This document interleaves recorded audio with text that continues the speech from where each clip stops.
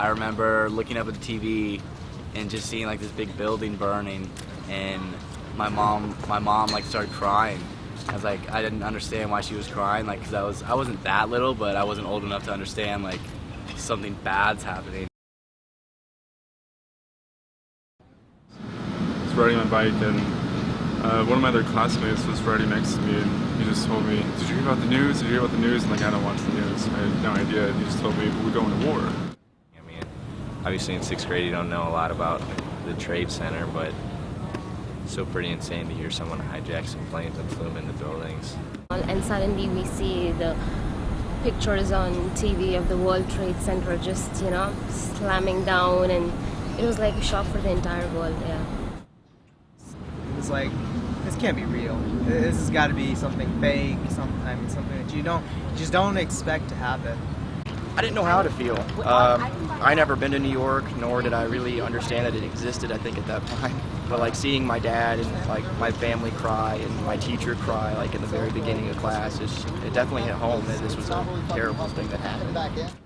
And my dad would go to New York a lot, so it was like, it was kind of sad.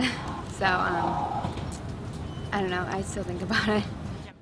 And the teacher that I had, she was actually from the Middle East, and she got scrutinized pretty heavily. Well, I think that sort of a tragedy, actually, I think it helped bond the world together to fight. That event really did spark a lot of what's happened in the past 10 years.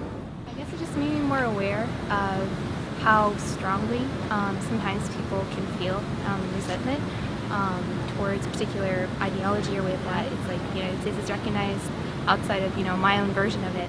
And like my family's from China and Peru, and we left both those countries. It was a bit of a very difficult time, and we came to the U.S. thinking that it was going to be safe, we wouldn't have terrorist attacks.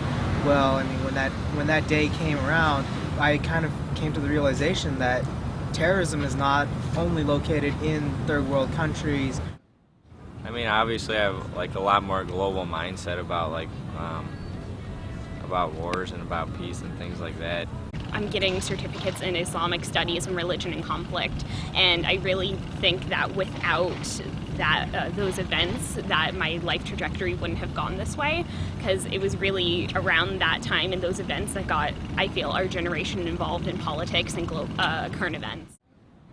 I've seen a lot of crappy things happen in the world, and to stay focused on something like that, I mean, that was a few vigilantes that did what they wanted to do, and hey, that's just the world we live in now.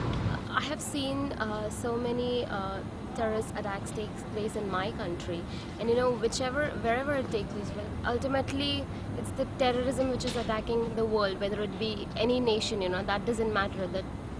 What matters is we really need to come together to fight against why all these things are happening.